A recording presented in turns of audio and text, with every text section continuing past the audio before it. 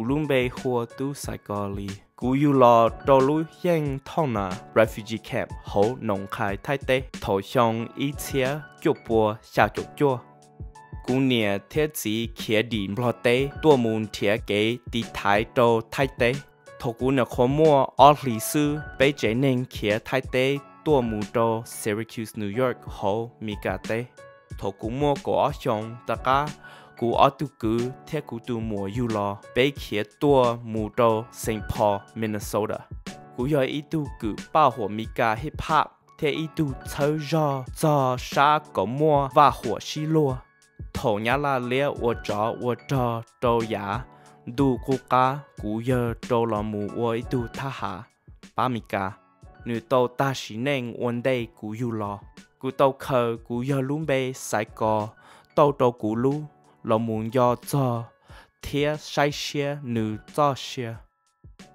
cũng đó cú bỏ chúa cha của giờ ý tu cứ chia gây tệ của những giả ưu tì ưu luôn bê hùa fresh traditions của thái tô hai tia Gali Heinzia. The High Road Hill tribe will never die. We will never die. We will never die. Like John Tao said, we are the orphans of time. Orphans of coffins endorsing the times. Orphans of coffins endorsing these rhymes. We are the orphans of time. We are the orphans of time. Cho những giả của cú giờ ý cho kê. Chuẩn dính đỡ bế mong cho lũ ba hùa cứ chia thiết đá nênh.